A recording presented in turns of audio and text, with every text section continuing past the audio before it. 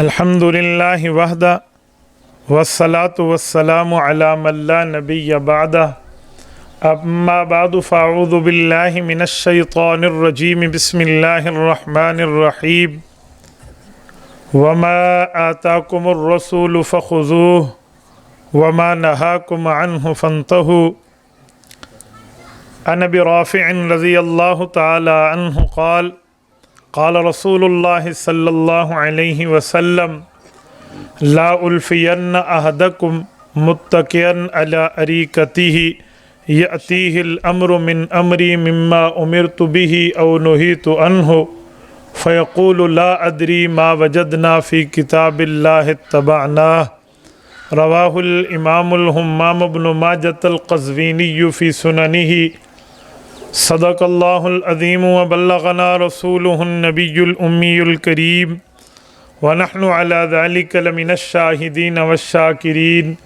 والحمد للہ رب العالمین۔ معزز دوستو، آج 25 مارچ 2021 بروز جمعرات ہے۔ آج کی تاریخ تقریباً 2 ماہ قبل حضرت مولانا قاری محمد اسحاق دامت برکاتہم کے واسطے سے ہم نے طے کی تھی، اور میں وقت مقررہ پر آپ حضرات کی خدمت میں حاضر ہوں۔ اللہ پاک ان حضرات کو اپنی شایان شان اجر جزیل عطا فرمائے کہ انہوں نے بر وقت نو لیٹ اور نو ویٹ کے مطابق مجھے گفتگو کا موقع میسر فرمایا ہے۔ میرے دوستو، آپ توجہ میری طرف رکھنا، میری آنکھوں میں آنکھیں ڈال کر بات سننا، تو انشاءاللہ میں نے آپ کا وقت ضائع نہیں ہونے دینا۔ آپ میری بات سمجھ رہے ہیں نا؟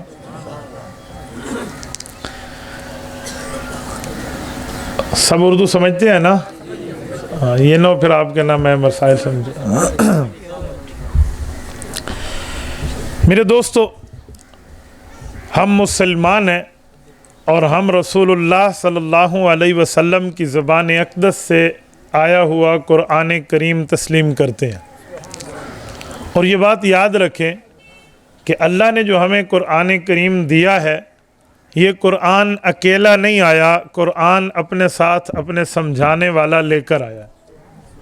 یہ بات طے ہے کہ قرآن کریم کو اکیلا بیٹھ کر، علیحدہ بیٹھ کر، الگ بیٹھ کر حضور کے فرمان سے چھڑا کر ہم نہیں سمجھ سکتے۔ بعض لوگ یہاں شوشہ پیدا کرتے ہیں کہ قرآن کریم یہ اللہ کی کتاب ہے، نہ اس کی کوئی آیت ضعیف ہے، نہ اس کا کوئی سپارہ ضعیف ہے، نہ اس کی کوئی صورت ضعیف ہے، نہ اس کا کوئی رکوع ضعیف ہے، یہ سارا صحیح ہے، لہٰذا قرآن مانیں۔ لیکن جو حضور پاک کی حدیثیں ہیں وہ کچھ صحیح ہیں، کچھ ضعیف ہیں، کچھ کے راویوں کا کیا مسئلہ ہے، کچھ کا کیا مسئلہ ہے، تو اس سے بہتر ہے کہ ہمیں قرآن ماننا چاہیے، حدیث کو چھوڑ دینا چاہیے۔ میں اس شبے کا جواب دینے کے لیے آپ کی خدمت میں ایک مسئلہ پہلے بیان کرتا ہوں، پھر ترتیب وار اس شبے کا جواب دوں گا۔ ان سے آپ یہ پوچھیں کہ کیا اللہ کے علم میں نہیں تھا کہ رسول اللہ کی حدیثیں ضعیف ہو جائیں گی؟ اللہ کے تو علم میں تھا، تو پھر اللہ نے حضور پاک کو کیوں حکم فرمایا کہ آپ حدیث بیان کرو؟ کیوں حکم فرمایا؟ آپ ہمیں یہ بات کہتے ہیں کہ حدیث ضعیف ہے، اسی وجہ سے حدیث چھوڑ دیں، قرآن ضعیف نہیں ہے، صحیح ہے، یہ لے لیں۔ تو بابا، ہم قرآن کریم لینے کے لیے تیار ہیں، لیکن جس اللہ نے قرآن کریم بھیجا ہے، اس اللہ نے حضور پاک صلی اللہ علیہ وسلم کی حدیثوں کے ضعیف کے بارے میں علم نہیں رکھتے تھے؟ اللہ جی رکھتے تھے، تو پھر اللہ نے کیوں فرمایا کہ آپ حدیث بیان کریں؟ میں نے ایک آدمی کو یہی کہا تو اس نے مجھے کہا کہ مولانا، قرآن میں کہاں لکھا ہوا ہے حضور حدیث بیان کریں؟ کیا قرآن کریم میں یہ آیت ہے؟ میں نے کہا جی بالکل ہے، آپ نے نہ پڑھی ہو تو میں آپ کو پڑھائے دیتا ہوں۔ آپ اٹھائیے سورت نمبر 93، سورت والضحیٰ، بالکل آخری پارہ ہے، 30واں پارہ ہے۔ اس 30ویں پارے کی سورت ضحیٰ کی آخری آیت ہے، آیت نمبر 11 ہے۔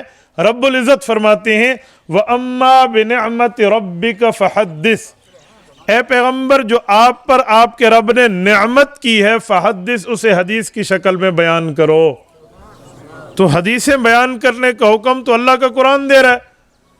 تو اللہ کو تو پتہ تھا کہ حدیثیں ضعیف ہوں گی، حدیث کے راوی کوئی اوپر نیچے ہو جائیں گے، لیکن اگر آپ ان راویوں کے اوپر نیچے ہو جانے کے باوجود بھی حدیث کو نہیں مانتے، کیوں نہیں مانتے؟ پھر اللہ نے اس چیز کا حکم دیا جو آگے جا کر ختم ہو جائے گی۔ اب اس سے جواب نہیں ہے. تو میں اس کا جواب آپ کی خدمت میں سمجھاتا ہوں کہ میرے بھائیو، حدیث ضعیف ہوتی ہے میں مانتا ہوں، حدیث صحیح ہوتی ہے میں مانتا ہوں، لیکن ضعیف حدیث کسے کہتے ہیں آپ کو یہ پتہ ہے؟ بعض لوگ ضعیف حدیث کا معنی سمجھتے ہیں جھوٹی حدیث. نہ اسے کہتے ہیں حدیث موضوع. حدیث موضوع کا معنی ہے جھوٹی حدیث. ضعیف حدیث کسے کہتے ہیں؟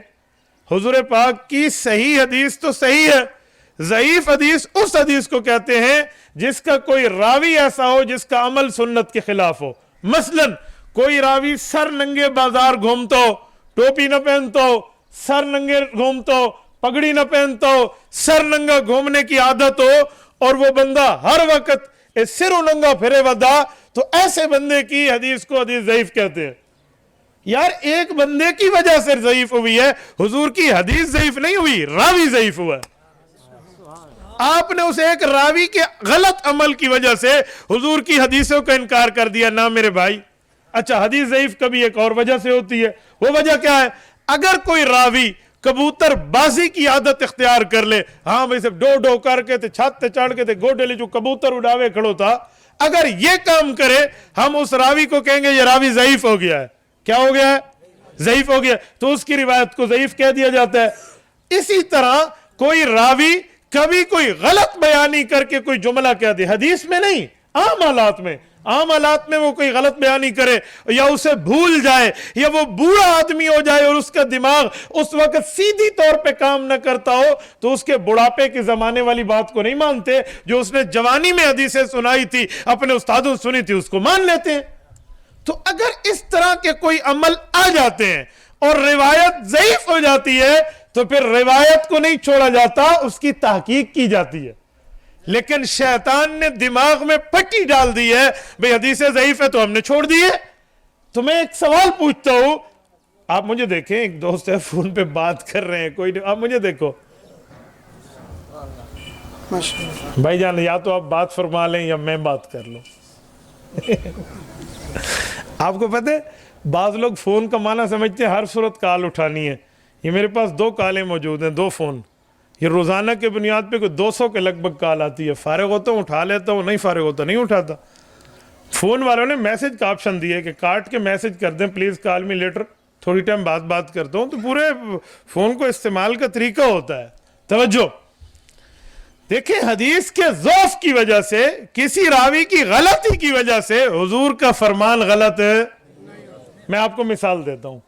اگر ہمارے والد محترم ہوں اور ہمارے ابو جی کو بخار ہو جائے، اللہ نہ کرے شوگر ہو جائے، اللہ نہ کرے بلڈ پریشر ہائی ہو جائے، کوئی اور بیماری ہو، تو ہم کیا کہیں گے؟ بھی اے ساڈا پیو ہی نہیں.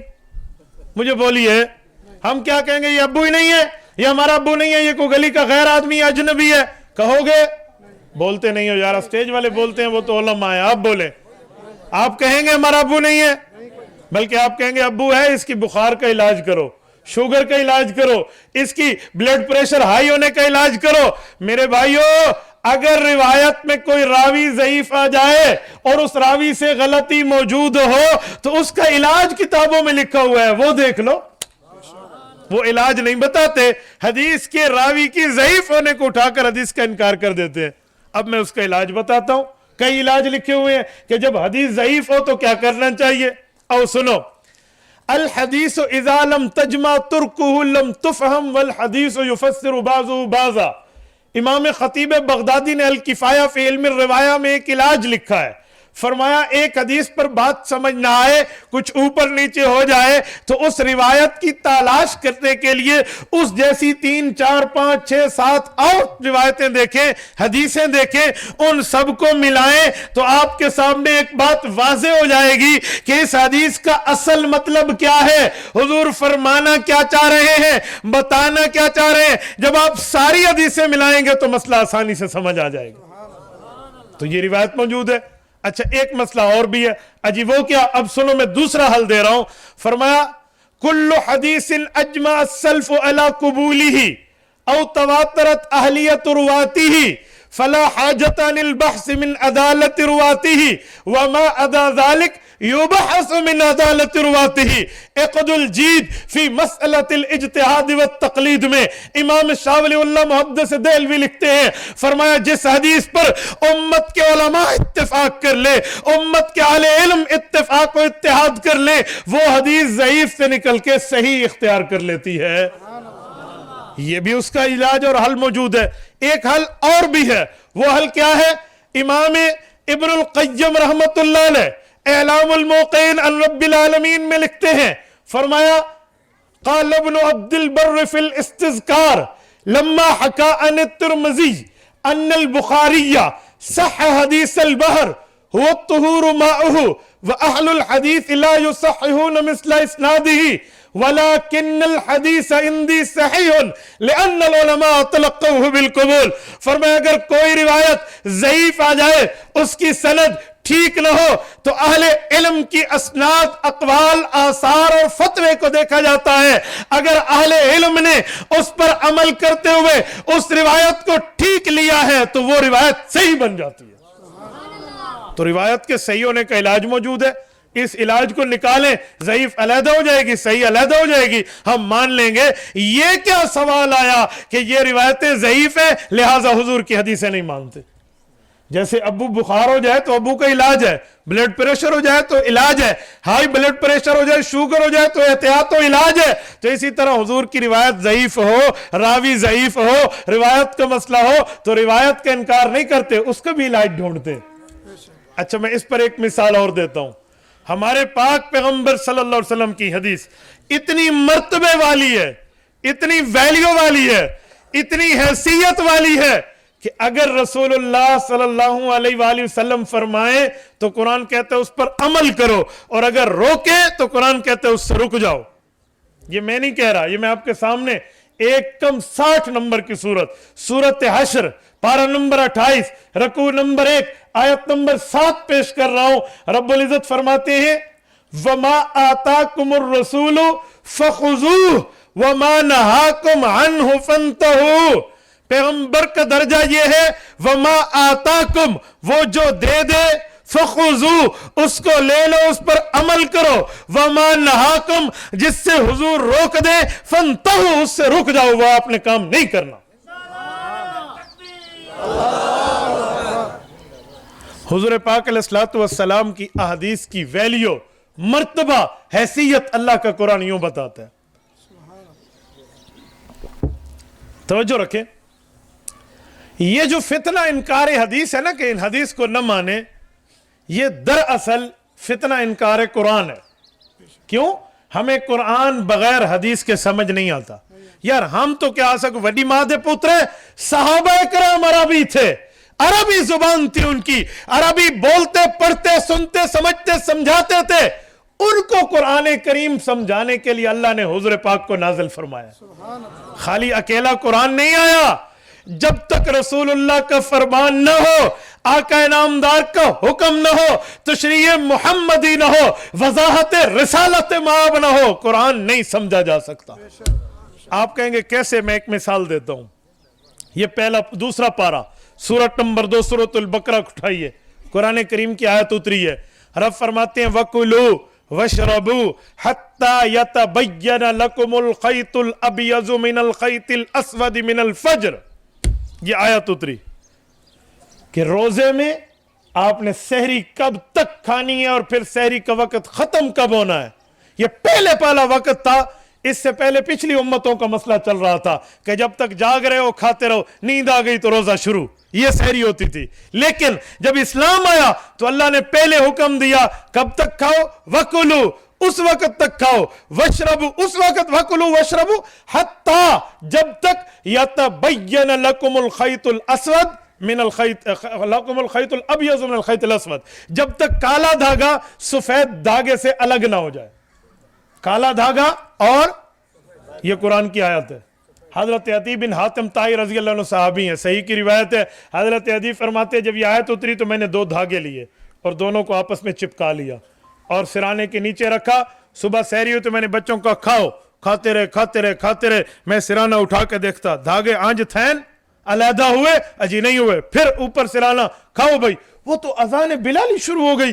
ہم تو پریشان ہو گئے، اور جیسے صبح کی نماز کے وقت ہوا ہم نے کھانا تو روک دیا، حضور پاک علیہ السلام کے پاس ہے کہ یا رسول اللہ، قرآن کہتا ہے لکم الخیط الابیض من الخیط الاسود، جب تک کالا دھاگا سفید دھاگے سے علیحدہ نہ ہو اس وقت تک کھاتے رہو۔ میں نے تو آج 2 دھاگے لیے، دونوں کو اکٹھا کیا، تکیے کے نیچے رکھا، وہ تو ابھی تک جدا نہیں ہوئے۔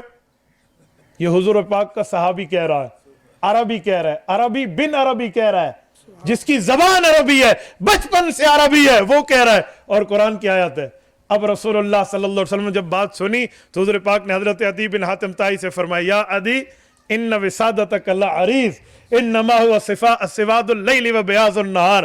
عدی تیرا سرانہ تو بہت بڑا ہے، وہ اللہ کے بندے، ایک کالے دھاگے سے مراد کالا دھاگا نہیں ہے۔ اچھا، سفید دھاگے سے مراد سفید دھاگا نہیں ہے؟ اچھا یا رسول اللہ کیا ہے؟ فرمایا سفید دھاگے سے مراد دن کی روشنی، اور کالے دھاگے سے مراد رات کی تاریکی ہے۔ یہ رسول اللہ نے سمجھایا ہے، صحابی نے آیت سمجھی اور امت کو بتائی ہے۔ آپ ہمیں کہتے ہیں ہم حضور کی تشریح چھوڑ دیں، اجی صحیح ہے جی ضعیف ہے، قرآن کوئی سمجھ کے دکھاوے۔ میں آدھا یاد رکھو، او ماں پوتری دھرتی تنی جایا جرا قرآن بغیر حضور دے فرمان دے سمجھے۔ ایسے سمجھ آئے گا، ایسے مذاق ہے جو سمجھ آئے گا۔ ایک دن ایک شخص تندور کے اوپر روٹی لگوا رہا تھا، میں بھی ٹھہرا تھا، میں نے اس بندے کی ایک عجیب گفتگو سنی، وہ منکر حدیث تھا۔ تندور والے کو کہہ رہے قرآن کا ترجمہ پڑھا کرو، مسئلہ حل ہو جائے گا۔ باہ بھائی کشا جی لوڑ کو نہیں، اے مولیوں دے پیچھو نہ ٹورے، قرآن میں جیسے لکھی ہو یہ ٹھیک ہے۔ تندور والا بہت حیران ہوا کہ یار میں صرف ترجمہ پڑھوں، علماء سے حدیث نہ سمجھوں تو میں کو کیسے سمجھ آونی ہے۔ وہ اسے باس کر رہا ہے تندور والا کہ یار میں تو علماء سے حدیث کے ساتھ قرآن سمجھتا ہوں، کلہ قرآن تو میں کو سمجھ نہیں آتا۔ وہ کہہ رہا نہیں اکیلا قرآن سمجھ آتا ہے، فلاں پڑھ فلاں پڑھ۔ تو میں نے اس بزرگ سے کہا، وہ شاید مجھے جانتے نہیں تھے، وہ اپنے دور کے کوئی پروفیسر تھے۔ میں نے کہا انکل آپ قرآن کریم پڑھے ہوئے ہیں؟ کہتے جی میں پڑھا ہوا ہوں۔ میں نے کہا حدیث کے بغیر سمجھ آ جاتے ہیں؟ کہتے ہاں ترجمے لکھے پہ ہر چیز سمجھ آتا ہے۔ میں نے کہا ذرا مجھے ایک آیت سمجھا دیں۔ کہتے جی سمجھا۔ میں نے کہا جب نماز پڑھیں رکوع پہلے کریں یا سجدہ پہلے کریں؟ کہتے رکوع۔ میں نے کہا قرآن میں لکھا دیں اگر رکوع پہلے ہے تو دکھا دے، میں تیری بات مان لوں گا۔ ہو قرآن کی آیت، اللہ فرمائے رکوع پہلے اور سجدہ بعد میں، یہ آیت دکھا دے میں تیری بات مان لوں گا۔ اندے تو ہاتھ توتے اڑ گئے، یہ آیت اب بھائی گول لے میرے تو میں ہاتھ چوم سمجھا، آیت تو ہے نہیں، یہ تو حضور کا فرمان ہے کہ رکوع پہلے اور سجدہ بعد میں۔ اب وہ تھوڑا بہت اوپر نیچے، بیٹا ہر بات قرآن میں نہیں ہوتی۔ میں نے کہا جب ہر بات قرآن میں ہے نہیں تو حدیث بس سمجھنے دی تو لوڑ آئی کوئی نہیں، تو حدیث تو سمجھنی نہیں تھی، تو پھر کہتا کچھ تشریح دیکھنی پڑتی ہے۔ میں نے کہا آج کے مولوی کی تشریح ٹھیک ہے، اور جس پر قرآن اترا ہے اس نبی کی تشریح حدیث کو نہیں ماننا۔ سبحان اللہ، بھیڑاں دے کن بکریاں کو تو بکریاں دے کن بھیڑاں کو، کیا مسئلہ تو سمجھا رہا ہے؟ اچھا پھر میں نے اسے آیت پڑھ کے سنا دی۔ قرآن کریم کی آیت میں لکھا ہوا ہے کہ سجدہ پہلے اور رکوع بعد میں۔ یہ میں آیت پڑھتا ہوں، یا مریم اقنتی لربک واسجدی وارکعی۔ قرآن کہتا ہے مریم تقوی اختیار کرنا، پہلے سجدہ پھر رکوع کرنا۔ تو یہ آیت میں نے اسے دکھائی کہ آؤ دیکھو، قرآن کریم تو حضرت مریم کو کہہ رہا ہے رکوع بعد میں سجدہ پہلے، اور تو ساتھ ایسا سجدہ پہلے کریں دیں، ایسا تو رکوع پہلے کریں دیں۔ میں نے کہا جی ہم تو رکوع پہلے کرتے ہیں اور قرآن میں سجدہ پہلے۔ اب بتائیں حضور کا فرمان نہ مانے تو یہ آیت حل کیسے ہوگی؟ تو مجھے کہتے ہیں مولوی صاحب یہ مریم علیہ السلام کی شریعت کا مسئلہ لکھا ہے۔ میں نے کہا جب بندہ جھوٹ بولتا ہے تو پھنس جاتا ہے۔ مریم علیہ السلام نبی نہیں تھی، اس کی شریعت کہاں سے آئی؟ مریم علیہ السلام کوئی نبی ہے جو اندھا کلمہ پڑھوا؟ اور خدا تو بندہ مریم علیہ السلام کو پہلے نبی ثابت کر والوں دی شریعت لکھا۔ حضرت مریم تو نبی نہیں ہے علیہ السلام، وہ تو ایک نبی کی والدہ ہیں۔ تو مجھے بتا یہ قرآن کہتا کیوں ہے؟ اب اوندا کام کون یہ جو ہونو کتنے بھی ہاں سو تھیں دے ایدھے کوئی پوچھے نہ مان کے۔ میں نے کہا اب سن میں مسئلہ حل کرتا ہوں۔ علماء بتاتے ہیں حدیث پاک سے علماء نے مسئلہ نکالا، اسے کہتے ہیں لف و نشر غیر مرتب۔ لف و نشر غیر مرتب کا معنی ہوتا ہے دو چیزیں بتاؤ، تفصیل سے بتاؤ، اور اس کو ماننا ہے آخر سے، شروع سے نہیں۔ ترتیب میں آخر سے ماننا ہوتا ہے، تو یہ آخر سے مانیں گے، ادھر سے سجدہ پہلے ہے رکوع ہے، ادھر سے رکوع پہلے ہے سجدہ بعد میں ہے۔ تو جب ترتیب لف و نشر غیر مرتب کی کریں گے تو رکوع پہلے ہوگا سجدہ بعد میں ہوگا۔ اچھا یہ مولوی صاحب اوکھی گال نہیں، تو میں کہتا ہے کہاں کہ تم مسئلے پو یہ مشکل بات ہے، تجھے کس نہ کہے تو اس مسئلے میں پڑھ، یہ علماء کا کام ہے میرے بھائی، یہ حدیث کا انکار تو نہیں کرے گا۔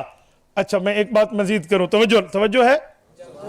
میری گال تو کو کس سے نہ لبسن مسئلے لبسن سمجھ آندی بھی تو ٹھیک ہے نہیں آندی تو کیسٹ چھوڑ کے لائے ٹھیک ہے نا بات سنیں ایک حدیث پاک کی فضیلت میں مزید عرض کر رہا ہوں رسول اللہ صلی اللہ علیہ وآلہ وسلم کی حدیث کی اتنی اہمیت ہے کہ جس وقت بندہ ایمان رکھتا ہے ایمان لاتا ہے تو پہلے ایمان قرآن پر یا حضور کے فرمان پر پہلے فرمان پر پھر قرآن پر میں ایک بار پھر کہتا ہوں سنو سنو کہیں کوئی یہ نہ کہے مولوی سے بول بیٹھے جب ایمان لائیں گے تو پہلے ایمان حضور پر ہوگا پھر ایمان قرآن پر آئے گا لیکن جب دلیل دیں گے تو پہلے دلیل قرآن سے دیں گے پھر حضور کی حدیث سے دیں گے دلیل دینے میں حدیث کا دوسرا نمبر ہے لیکن ایمان لانے میں حدیث کا دلیل اب سنیں یہ کتاب کس کی ہے بولیے سارے بولیے کس کی ہے سب بولیے کس کی ہے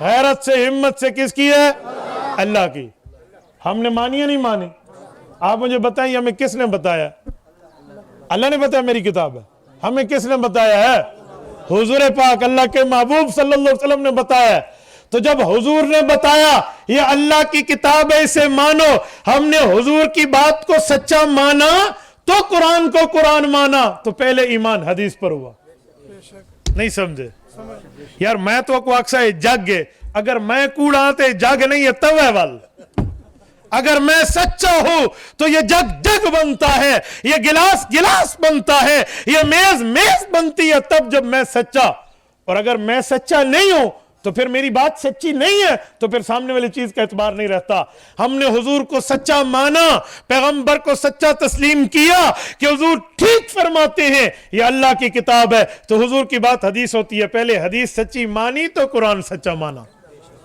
تو ایمان میں تو حدیث پہلے ہے ہاں جب دلیل دیں گے تو قرآن پہلے ہے کیونکہ اللہ کی کتاب ہے ہمیں اس سے انکار نہیں ہے لیکن ایمان لانے میں ترتیب ایمانی میں کس کا پہلا نمبر ہے حضور کی حدیث کا آؤ سنو میں ایک حدیث پاک مزید آپ کو سنائے دیتا ہوں حدیث پاک کی فضیلت مزید سنائے دیتا ہوں یہ کھولیے قرآن کریم دوسرا پارہ پہلا صفحہ یہ علمی بات ہے آخر وقت تک سارے ساتھی ذرا توجہ رکھنا میں آپ کی خدمت میں اس مسئلے کو عوامی طرح سمجھانا چاہتا ہوں بس آپ کی توجہ میری طرف رہے تاکہ آپ کی بات حل نہ پائے توجہ یہ دوسرے پارے کا پہلا صفحہ ہے سورت نمبر 2 سورت البقرہ ہے اور اس کی آیت نمبر جو ہے یہ آیت نمبر 143 ہے اس میں مسئلہ بیان ہوا ہے تحویل قبلہ تحویل قبلہ کا معنی ہے قبلے کی تبدیلی قبلہ رخ کی چینج ہوئی تھی کیا ہوا تھا کیوں ہوا تھا کیسے ہوا تھا سمجھیے حضور پاک علیہ السلام جب مکہ مکرمہ سے ہجرت کر کے مدینہ گئے مکہ مکرمہ میں تو چاروں طرف جس طرف منہ کرو قبلہ ہے اللہ آپ کو مکہ مکرمہ لے جائے امام جس طرف ٹھہرا ہوتا ہے سامنے والا اس طرف منہ کر کے ادھر والا ادھر ہر پاس ایک کو جیسا ہے نا وہاں تو مسئلہ ہے ہی نہیں مکہ مکرمہ میں جو لوگ رہتے ہیں نا عام بندہ تو مشرق مغرب شمال جنوب جانتا ہی نہیں ہے جو سارے پاس کعبہ ہے ایسا کعبہ شریف بیٹھے سے اتھے ایک بزرگن بڑے سفید ریش بزرگن گپ شپ لگی ہے ملاقات تھی میں مل کے ان لوگ بڑی خوشی تھی صاحب کوئی بڑی خوشی تھی میں کو نہ کہ پوتر اے لسا شام دا وقت تھی میں چلا اے لس ایک کعبہ شریف دا ڈبھار کیڑے پاس ہے اللہ دی قسم ہے میرے دیکھ دے پسینہ آ گیا نا یار ڈبھار کنوں رسے بندہ انہوں ہی کعبہ انہوں یہ ہر پاس ہوئے میں بالکل خاموش تھی گیا میں کہ چاچا جی یہ نہ پتہ ہو تو بندہ چوپ تھی بندے تو ڈبھار آدھے میں تو آتا چارے پاسوں نہیں لا ہے میں کو نہیں پتا میں کہ یا تو پوچھوا اون والے جلے سج نکلا کھڑو تھا ہویا تو میں تو دساں بھی کیڑے پاس ہوئے ہن رات لئی تساں میں کو آکھو بھی جے رہنا ڈبھار کیڑے پاس ہے تو میں کو تو کش زندہ مردہ برابر شواد اتنا کوشچن نہیں سی وہ بہت ہنسے میں کو عدل بچڑا خانے کعبے شریف دو جلے دروازے والے پاسے منہ کرے سو نا تو تمہاری کانڈ ڈبھار دو سی یہ اتھاؤں میں پکایا میں یار گال بندے ٹھیک آ گئی ہے میں ہوں بندہ آپ حساب لا بھیجا میری بات کا مطلب خانہ کعبہ میں تو ہر طرف قبلہ تھا حضور علیہ السلام ہجرت کر کے جب مدینہ آئے تو آپ علیہ السلام سامنے کی طرف یہ شمال کی طرف تو صحیح کو شمال اردو سرائکت کیا دیں شمال کو لفظ دیں ابھا ہاں جزاک اللہ اسی وجہ کو میں سرائکت تقریر نہ کر دا میں کو بول ویدی ہے لفظ اے ابھے پاسے منہ کر کے اللہ کے رسول صلی اللہ علیہ وسلم شمال کی طرف منہ کر کے نماز پڑھتے تھے پورے 17 مہینے لیکن حضور پاک کے دل میں تھا کہ یا اللہ بیت المقدس کی طرف منہ کرتا ہوں، میرا منہ بیت اللہ کی طرف کر دے، میں کعبۃ اللہ کی طرف منہ کروں، دل میں تھا۔ تو رب العزت نے آیت اتاری اور اللہ نے فرمایا فَلَنُوَلِّيَنَّكَ قِبْلَةً تَرْضَاهَا، آپ بے فکر رہیں، جو دل سے آپ مانگتے ہیں نا صلی اللہ علیہ وسلم کہ ہمارا قبلہ بیت اللہ ہو جائے، ہم ان قریب آپ کو حکم دیں گے کہ اس رخ کو چھوڑ کے اس رخ کی طرف آ جائیے۔ حضور پاک علیہ السلام بہت خوش ہو گئے، اور کبھی کبھی آپ علیہ السلام بڑی چاہت سے یوں آسمان کی طرف دیکھتے کہ جبرائیل آ رہا ہے، یہ حکم آ رہا ہے، ہم بیت اللہ کی طرف منہ کریں گے۔ تو رب نے آیت میں لفظ اتارا ہے قَدْ نَرَا تَقَلُّبَ وَجْهِكَ فِي السَّمَاءِ، تقلب تبدیلی، قَدْ نَرَا تَقَلُّبَ وَجْهِكَ فِي السَّمَاءِ، اے میرے پاک پیغمبر ہم نے آپ کے چہرے کو آسمان کی طرف اٹھنے پہ دیکھ لیا۔ حضور کی چاہت کا احترام ہے، مانگ نیڈ ضرورت کا احترام ہے کہ پیغمبر علیہ السلام چاہتے کیا ہے۔ تو یہ آیت اللہ پاک نے نازل فرمائی عین اس وقت جب حضور بنو سلمہ کی مسجد میں تھے۔ بنو سلمہ محلہ مدینہ منورہ میں آج بھی موجود ہے۔ اللہ آپ تمام دوستوں کو مقبولیت والا مدینہ کا سفر کرائے، اللہ آپ کی برکت سے ہمیں بھی لے جائے۔ آپ مدینہ منورہ جائیں تو مسجد قبلتین ہے، یہ محلہ بنو سلمہ ہے۔ ادھر اللہ کے رسول ظہر کی نماز پڑھا رہے تھے، سامنے شمال کی طرف منہ کر کے 2 رکعتیں پوری، اتحیات سے اٹھنے لگے تو اسی دوران نماز میں آیت اتری۔ آیت کیا تھی؟ آیت یہ ہے فَوَلِّ وَجْهَكَ شَطْرَ الْمَسْجِدِ الْحَرَامِ، اب آپ فوراً مسجد حرام کی طرف منہ کر لیں، آپ کا قبلہ تبدیل کر دیا گیا ہے۔ اللہ رب العزت کے نبی نماز میں ہے، ابھی سلام نہیں پھیرا تھا، جیسے 2 رکعتیں پوری ہوئی حضور پاک علیہ السلام صف کو چیرتے ہوئے دوسری طرف آ گئے۔ جب کعبۃ اللہ کی طرف منہ کیا تو صحابہ کرام بھی پھر گئے، کیونکہ ہمارے لیے کعبۃ اللہ تو رسول اللہ ہے نا، تو سارے صحابہ پھر گئے، جائے حضور نے جہاں منہ کیا ہم بھی وہاں کریں گے، منہ وہاں کر کے سارے نے وہی نماز شروع کر دی۔ اب 2 رکعت ایک طرف، 2 رکعت دوسری طرف، یہ قرآن کریم کی آیت۔ اب سوال سنیں جو میں کرنے لگا ہوں، اس پر توجہ ہے سب کی ہے نا؟ جب یہ آیت اتری اور قبلہ تبدیل ہو گیا تو یہودیوں نے، منافقین نے، باقی بے ایمانین نے اعتراضات شروع کر دیے، ایسا ہی انہاں دا قبلہ ایک پاسے نہیں کھڑوندا، کبھی ادھر منہ کرتے ہیں کبھی ادھر، اس طرح کی بات ہے نا۔ تو رب العزت نے اس کا جواب دیا، اللہ نے فرمایا میں سمت کا مالک ہوں، 6 سمت ہیں، سامنے، پیچھے، دائیں، بائیں، اوپر، نیچے، اسے کہتے ہیں اطراف جہات 6 سمت ہیں۔ فرمایا ہر سمت کا مالک میں ہوں، وَلِلَّهِ الْمَشْرِقُ وَالْمَغْرِبُ فَأَيْنَمَا تُوَلُّوا فَثَمَّ وَجْهُ اللَّهِ فَلَا أُقْسِمُ بِرَبِّ الْمَشَارِقِ وَالْمَغْرِبِ، یہ کچھ بھی نہیں ہے کہ کیا مشرق ہے، کیا مغرب ہے، کیا شمال ہے، کیا جنوب ہے، کیا طرف ہے، کیا معاملہ ہے، یہ سارے طرفیں اللہ کی ہیں، لیکن جس طرف میں کہوں گا اس طرف منہ کریں گے۔ یہ اللہ کی آیت آئی۔ یہاں ساتھ ایک لفظ آیا ہے جو میں لفظ آپ کو سمجھا رہا ہوں، آپ کی توجہ میری طرف ہوگی تو آپ سمجھیں گے، تمہاری توجہ ہلدی پئی ہے۔ ایک کوئی ایک بندہ اٹھی کے آوے خدا دے بندے تو ان تے دے دے ہوئے، میں نے آج مغرب کے بعد بیان گڑا موڑ کھانے وال کرنا ہے، یہ جلدی تو مجھے ہونی چاہیے، اور آپ مجھے دیکھ رہے ہیں، توجہ رکھیں، میری آنکھوں میں آنکھیں ڈالیں، میں سمجھا رہا ہوں۔ لوگوں نے جب اعتراض کیا کہ ان کا قبلہ چینج ہو گیا ہے تو قرآن کریم نے آیت اتاری کہ چینج نہیں ہوا، جو بیت المقدس کی طرف پہلے 17 ماہ منہ کیا تھا وہ بھی میرے حکم سے تھا، جو اب ادھر کیا ہے یہ بھی میرے حکم سے۔ وَمَا جَعَلْنَا الْقِبْلَةَ الَّتِي كُنْتَ عَلَيْهَا، اے پاک پیغمبر جس پر آپ پہلے تھے، وَمَا جَعَلْنَا، اسے ہم نے بنایا تھا۔ اللہ فرماتے ہیں بیت المقدس کے قبلے کا حکم کس نے دیا تھا؟ پورے قرآن کو کھول لیجئے، الحمد کی الف سے والناس کی سین تک، کسی جگہ یہ حکم موجود نہیں ہے کہ آپ اس طرف منہ کرو۔ تو اللہ کیوں فرماتے ہیں حکم میں نے دیا تھا؟ وَمَا جَعَلْنَا الْقِبْلَةَ الَّتِي، فرمایا حکم میں نے دیا تھا۔ اللہ نے کیسے دیا ہے حکم؟ یہ حکم تو قرآن کریم میں ہے ہی نہیں، کسی آیت میں نہیں ہے، کسی صورت میں نہیں ہے، کسی رکوع، کسی پارے، کسی منزل تک میں موجود نہیں ہے۔ 540 رکوع ہیں قرآن کے، کسی رکوع میں نہیں ہے۔ 6500 سے زیادہ آیتیں ہیں، کسی آیت میں نہیں ہے۔ 120 پاؤں ہیں، کسی پاؤں میں نہیں ہے۔ 7 منزلیں کسی ایک منزل میں نہیں ہے۔ 114 صورتوں میں نہیں ہے، 30 پاروں میں نہیں ہے، پھر حکم کہاں ہے؟ یہ جو رب فرماتے ہیں وَمَا جَعَلْنَا الْقِبْلَةَ الَّتِي كُنْتَ عَلَيْهَا، یہ حکم ہم نے دیا تھا جس طرف آپ نے منہ کیا تھا، تو یہ حکم کہاں ہے؟ اس کا ایک ہی جواب ہے کہ وہ حکم حضور کی حدیث میں ہے۔ وہ حکم کہاں ہے؟ تو حضور کی حدیث کو اللہ نے اپنا حکم فرمایا. جو حدیث میں حکم تھا اس کو اللہ نے اپنا حکم فرمایا, تو پتہ چلا حدیث کی بات بھی اللہ کی بات ہوتی ہے. کیوں؟ حضور پاک کی زبان اللہ کے حکم کے بغیر نہیں چلتی. سورۃ نجم آیت نمبر 3 آیت نمبر 4 پارہ نمبر 27 رکوع نمبر 1 سورۃ نجم کا رب العزت فرماتے ہیں وما ينطق عن الهوى ان هو الا وحی یوحی. حضور پاک بولتے ہیں تو اللہ کی وحی سے بولتے ہیں, بغیر وحی کے نہیں بولتے. تو حضور پاک نے جو حدیث میں حکم دیا تھا, جو اللہ نے دل پر حضور کے اتارا تھا, اس حکم کو بھی قرآن نے اپنا حکم فرمایا ہے. یہ رسول اللہ کی حدیث کی اتنی بڑی حیثیت ہے. یہ میں چھٹی دلیل دے رہا ہوں, توجہ رکھنا. اگر آپ بیان سے گنیں گے تو آپ کو سمجھ آئے گی. میں ایک بات اس پر مزید کرتا ہوں تاکہ میں آپ کو حدیث کی حجیت سمجھا پاؤں. رسول اللہ صلی اللہ علیہ وسلم کی حدیث میں اگر حدیث کو نہ مانا جائے تو یہ فتنہ حضور کے دور میں اٹھا تھا. حضور نے اس کا خود جواب دیا تھا. ایک شخص نے حدیث کے انکار کی بات کی.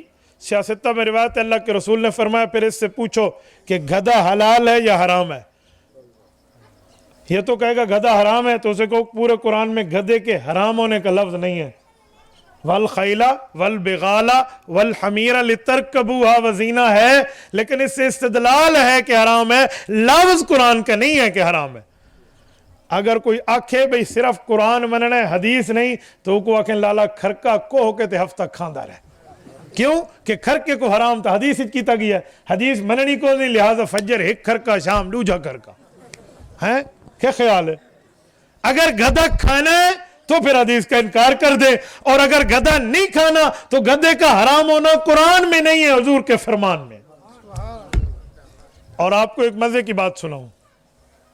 ہم جو نماز پڑھتے ہیں, نماز میں قرآن پڑھتے ہیں یا حدیث پڑھتے ہیں؟ حدیث نہیں پڑھتے ہیں نہ. تو میں کو عوام ڈسے ذرا آج تھی مک کو نہ میں پتہ لگے بھی تو کتنی نماز آندھی ہے. ہم نماز میں قرآن پڑھتے ہیں یا حدیث پڑھتے ہیں؟ حدیث پڑھتے ہیں. نماز شروع حدیث سے کرتے ہیں. سبحانک اللہم بحمدک کسی پارے میں نہیں ہے, حضور کی حدیث میں ہے. یہ سمی اللہ لمن حمد ربنا لک الحمد کسی سپارے میں نہیں ہے, حضور کی حدیث میں ہے. سبحان ربی العظیم سبحان ربی العالی کسی سپارے میں نہیں ہے, حضور کی حدیث میں ہے. التحیات للہ والصلوات کسی سپارے میں نہیں ہے, حضور کی حدیث میں ہے. اللہم صلی علی کسی قرآن کی آیت میں نہیں ہے, حضور کی حدیث میں. ہم تو نماز میں پڑھتے شروع حضور کی حدیث سے کرتے ہیں. ہم نماز شروع رسول اللہ صلی اللہ علیہ وسلم کی حدیث سے کرتے ہیں. اب کوئی بندہ کہے ہم حدیث نہیں مانتے, تے تھداؤں نماز شروع حضور دی حدیث تو تھی دی ہے. اگر حدیث نہیں مننی تو سبحانک اللہم میرا بھرا نہ پڑھا کر, نہ سبحانک اللہم پڑھ, نہ سامع اللہ پڑھ, نہ ربنا لک الحمد پڑھ, نہ آمین آکھی کر, نہ سجدیاں والی دعا, نہ رکوع والی دعا, نہ التحیات پڑھی کر, نہ درود شریف. بہک کوئی اللہم صلی اللہ پڑھتے جان چھوڑا. پیچھو بچی کہہ رہی میرا پوتر, اگر حضور کی حدیث نہیں ماننی تو نماز بچتی نہیں ہے. نماز شروع حضور دی حدیث تو تھی دی ہے. تو حدیث کی تو بڑی اہمیت ہے.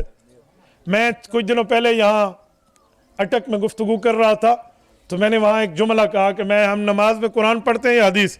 تو لوگ ڈٹ گئے کہ ہم نماز میں قرآن پڑھتے ہیں. تو جب میں نے کہا کہ آپ میں کوئی حافظ بیٹھی ہے, مجھے سبحانک اللہم قرآن سے ڈھونڈ کے دکھائیں, التحیات للہ دکھائیں, اللہم صلی علی دکھائیں, ربنا لک الحمد دکھائیں, سمع اللہ دکھائیں, آمین کا لفظ قرآن سے دکھائیں. سارے خاموش ہیں. تو ایک بزرگ بابا جی مجھے کہنے لگے مولانا داڑھی ہماری سفید ہے, لیکن سمجھ ہمیں آ جایا کہ حضور کی حدیث ہم نماز میں شروع کرتے. میں نے کہا ہم غور نہیں کرتے. ہم غور کریں نا, ہمیں نماز میں حضور کی حدیثیں نظر آئیں گی. تو یہ جو کہا جاتا ہے حدیث کی ضرورت نہیں ہے, تو اگر حدیث کی ضرورت نہیں ہے تو نماز والنماز بچ دی بھی کوئی نہیں, اللہ بھویں. اور نماز تو چھوڑیں, نماز پہ بلانے کے لیے کیا دی جاتی ہے؟ کیا دی جاتی ہے؟ اذان. اور نماز جب کھڑی ہو تو کیا کہی جاتی ہے؟ اقامت. اذان اور اقامت یہ دونوں قرآن کریم میں نہیں ہیں. یہ اللہ اکبر تو چاہ کہتے لا الہ الا اللہ تک قرآن کریم بانگ کوئی نہیں لکھی پئی, نہ اذان لکھی ہوئی ہے نہ اقامت لکھی ہوئی ہے. تو یہ لے ایک کو نہیں اللہ بھمیں پچھو کیسے بچی. اجرا ویتر پڑھ دیا اللہم انا نستعینک و نستغفرک, وال اے بھی گئی اللہ بھمیں, اے بھی نہیں بچ دی. اے جمعے دا خطبہ جرا مولوی صاحب دین ہے, اے خطبہ ہی قرآن شریف کو نہیں لکھا پیا ہوئے پورے دا پورا. وہ تو آیت قرآن لکھی پہ باقی ساری حدیث ہوں دی ہے. اے نکاح دا خطبہ اے قرآن وچ کو نہیں وے، اے مردیاں دا جنازہ اے قرآن شریف وچ کو نہیں وے، اے حضور دی حدیث ہے۔ اللہ بھویں نہ پرناونا پوسی، نہ جماونا پوسی، نہ جمعہ پڑھنا پوسی، نہ مراونا پوسی، کچھ شئی کو نہیں۔ سروں اگر حضور دی حدیث گئی تو نعوذ باللہ دین کو ول ایویں گنڈڑی چ باندھ کے تے ایویں جھال تلے رکھ دے بندہ، پچھو بچتی کشا کو نہیں۔ اگر حدیث نہ مانے، حدیث کا انکار کر دیجیے، ضعیف ہوندی ہے کملا بھرا، ضعیف حدیث دا علاج موجود ہے، اون حدیث تو علاج تے وہ حدیث صحیح ضعیف کل صحیح تھی ویندی ہے، تو اس لیے اس کا انکار کرنے کی ضرورت نہیں ہے۔ ایک جملہ مزید جو میں نے حدیث خطبے میں پڑھی ہے، ابن ماجہ شریف کی حدیث سے حضرت ابو رافع رضی اللہ تعالیٰ عنہ ارشاد فرماتے، رسول اللہ صلی اللہ علیہ وسلم نے فرمایا، اللہ کے رسول نے فرمایا، لا الفین احدکم متکئا علی اریکتہ یاتیہ الامر مما امرت بہ او نہیت عنہ، ایک وقت آئے گا ایک شخص کھاتا پیتا ہوگا اور وہ یوں ٹیک لگا کر بیٹھے گا، متکئا علی اریکتی، اپنے تکیے پر ٹیک لگا کے بیٹھا ہوگا اور تکبر کے انداز میں بیٹھا ہوگا۔ اس کو کوئی بندہ آ کر کہے گا، ھذا الامر من امری مما امرت بہ، یہ ہمارے حضور کا فرمان ہے، حضور پاک نے حدیث میں ہمیں اس کا حکم دیا ہے، او نہیت عنہ، یہ حضور پاک نے اس حدیث سے منع کیا ہے۔ وہ بندہ کہے گا، لا ادری، میں نہیں مانتا، ما وجدنا فی کتاب اللہ اتبعنا، میں قرآن مانتا ہوں۔ حضور نے فرمایا ایسا مت کرنا، لا الفین احدکم، ایسا مت کرنا، میں تمہیں ایسے نہ پاؤں، لا الفین احدکم، ایسے نہ ہو جانا۔ یہ ہمارے نبی نے ہمیں پہلے بتا دیا تھا کہ یہ انکار حدیث کا فتنہ آئے گا۔ جب انکار حدیث کا فتنہ آئے گا، یہ اس طرح کے لوگ باتیں کریں گے تو پیچھو کیسے بچ دی۔ ایک دن ایک بندہ مجھے اپنے بچوں کو لے کر آیا، وہ منکر حدیث تھا، بچے اس کے ماشاءاللہ سارے تبلیغی جماعت میں سے روزہ وغیرہ لگا کر اہل حق بن چکے تھے، تو اس کے والد سے میرے پاس آئے اور مجھے کہتے ہیں، نعوذ باللہ نعوذ باللہ الحاظ باللہ، یقین مانے یہ جملہ کہنے سے پہلے اگر یہ کفر کی واضح کر رہا ہوتا میں جملہ کبھی نہ کہتا۔ کہتے ہیں مجھے کہتے ہیں، مولوی صاحب یہ جو پیغمبر کی حیثیت ہے نا، وہ ایک ڈاکیا سی ہے، جب ڈاکیا آ کر خط دے جاتے ہیں پھر ڈاکیا کی بات نہیں مانی جاتی، خط مانا جاتا ہے۔ نبی آیا ہے، وہ قرآن دے گیا، یہ اللہ کا خط ہے، بس ہم یہ قرآن مانیں گے، ہمیں حضور کی بات ماننی نہیں چاہیے۔ یہ ایندے کل وڈی بےمانی دھرتی تے کیڑی ہو سی، اس سے بڑے یہ لفظ اس آدمی کے سنا رہا ہوں، وہ حضور کو نعوذ باللہ ڈاکیا۔ اچھا پھر مجھے کہتے ہیں، مجھے بتائیں مالک کی بات مانیں گے یا مزدور کی مانیں گے؟ اب میں اس کی بات سمجھا کہ یہ بے ایمان کہنا چاہ رہا ہے کہ مالک سے مراد اللہ اور مزدور سے مراد نعوذ باللہ رسول اللہ کی ذات اقدس۔ تو ظاہری بات ہے جب بندے سے پوچھیں گے مالک کی مانو گے یا مزدور کی، تو وہ یہی کہے گا مالک کی مانیں گے۔ تو میں نے اس کی بات کو توڑنے کے لیے کہا، میں نے کہا مزدور کی مانیں گے۔ کہتے کیوں؟ میں نے کہا اگر مالک نے کہا ہوگا اس کی مانو تو پھر اس کی مانیں گے۔ کہتے ہیں میں سمجھا نہیں۔ میں نے کہا میں بہت اچھی طرح سمجھاؤں۔ کہتے ہیں فرمائیں، میں نے کہا تو ظالم یہی کہتا ہے نا کہ اللہ مالک اور حضور مزدور ہے، اگر نعوذ باللہ میں تیرے یہ تشبیہ بھی مان لوں تو اللہ فرماتے ہیں وما آتاکم الرسول فخذوا وما نہاکم عنہ فانتہوا، میرا نبی دے دے وہ لے لو، جس سے روک دے اس سے رک جاؤ۔ تو جب ہمیں اللہ نے فرما دیا ہے تو ہمیں کیا چاہیے؟ مجھے کہتے ہیں مولانا امام بخاری رحمۃ اللہ علیہ 194 ہجری میں پیدا ہوئے ہیں، حضور پاک کے 200 سال بعد، اس نے 50 سال کی عمر کے بعد حدیث پاک لکھی ہے، تو 250 سال گزر گئے تھے، اتنے 100 سال تک حدیث کہاں تھی؟ میں نے کہا میں ایک سوال کروں گا ایک جواب دوں گا، یہ قرآن کریم جمع کب ہوا ہے؟ 2 گتوں کے درمیان اور پوری دنیا میں ایک قرات پر اجماع ہوا۔ کہتے ہیں حضرت عثمان کے دور میں۔ میں نے کہا حضرت عثمان کس سن ہجری میں شہید ہوئے ہیں؟ کہتے ہیں 35 ہجری میں۔ میں نے کہا رسول اللہ کی وفات کو 35 سال ہو چکے تھے پھر قرآن جمع ہوا ہے، اگر کوئی ظالم یہ کہہ دے کہ 35 سال میں قرآن نہیں لکھا گیا تھا ایک قرات پر، تو جواب کیا دے گا؟ کہتے ہیں حضور پاک کے صحابہ کے سینے میں موجود تھا۔ میں نے کہا محدثین کے سینے میں حدیث بھی موجود تھی۔ چاچے کو کتھا پیا آئی تھے کتھا پیا، تیرا دماغ خراب ہے، حضور کے صحابہ نے حدیثیں لکھی ہیں۔ سنن ابی داؤد جلد نمبر 2 کتاب العلم باب کتابت العلم میں حضرت عبداللہ ابن عمرو ابن عاص رضی اللہ عنہ فرماتے ہیں اللہ کے رسول کی حدیثیں لکھتا تھا، مجھے صحابہ نے روکا، کل شیء اکتبہ اسمع من رسول اللہ صلی اللہ علیہ وسلم، جو حضور سے سنتا لکھ لیتا، فنہتنی قریش، مجھے بڑے بڑے قریش صحابہ نے منع کیا اور فرمایا ورسول اللہ بشر یتکلم فی الغضب والرضا، حضور پاک کبھی غصے میں بھی بات کر جائیں تو ہر چیز لکھتا ہے نہ لکھا کر غصے کی باتیں. فَأَمْسَكْتُ عَنِ الْكِتَابِ, کہتے ہیں میں حدیث پاک لکھنے سے رک گیا. فَذَكَرْتُ ذَلِكَ لِلنَّبِيِّ صلی اللہ علیہ وسلم, میں نے حضور پاک کو بتایا میں آپ کی ہر بات لکھتا تھا. مجھے ان بزرگوں نے منع کیا کہ حضور پاک غصے میں کچھ فرمائیں گے کیا لکھتا ہے, تو حضور پاک کو میں نے بتایا آپ کیا فرماتے ہیں. تو اللہ کے رسول نے فَأَوْمَا بِأَصْبَعِهِ إِلَىٰ فِيهِ, اپنی انگلی سے اپنی منہ مبارک کی طرف اشارہ کر کے فرمایا اکتب فوالذی نفسی بیدہ ما یخرج منہ الا حق. عبداللہ لکھنا شروع کر دے, میں غصے میں ہوں یا نرمی میں ہوں, رب اس منہ سے حقیقت بیان فرماتا ہے.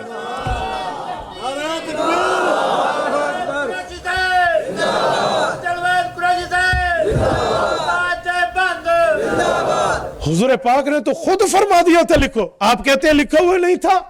یہ تو حضور کے صحابہ نے لکھا ہے, اور صحابہ نے اپنے شاگردوں کو قرآن بھی سنایا ہے اور حضور کا فرمان بھی سنایا. تو اسا صرف فرمان قرآن دے سادے صحابہ مسئلے بھی پکوا گئے ہیں اپنے شاگردوں کو. صحابہ کرام نے تو مسائل بتلائے ہیں پوری تفصیل کے ساتھ. تراجمۃ الباب میں امام بخاری نے صحابہ کے فتووں کو ذکر کیا ہے. مصنف ابن ابی شیبہ 12 جلدوں میں صحابہ کے فتووں پر موجود ہے, اور 13 جلدوں میں مصنف عبد الرزاق صحابہ کے آثار اور فتاوی پر مشتمل موجود ہے.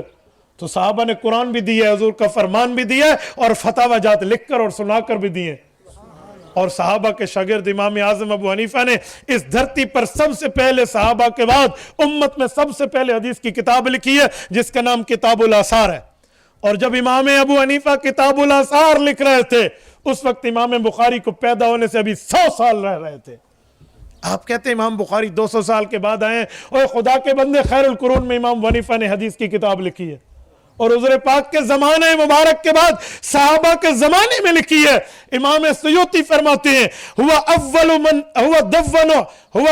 من دون علم الشریعہ ورتبہ ابوابا فهو ابو حنیفہ ثم تبعہ مالک فی ترتیب الموطا, کہ سب سے پہلے صحابہ کے بعد اس دھرتی پہ حدیث پاک کو مرتب کرنے والا امام حنیفہ ہے, پھر امام مالک ہے, اس کے بعد امام شافعی کا نمبر آتا ہے. امام مالک امام شافعی کی پیدائش سے 101 سال پہلے پیدا ہوئے ہیں. امام بخاری 194 میں پیدا ہے, اور امام مالک کی پیدائش 93 ہجری میں. 101 سال پہلے وہ بندہ پیدا ہوا ہے, وہ لکھ گیا ہے.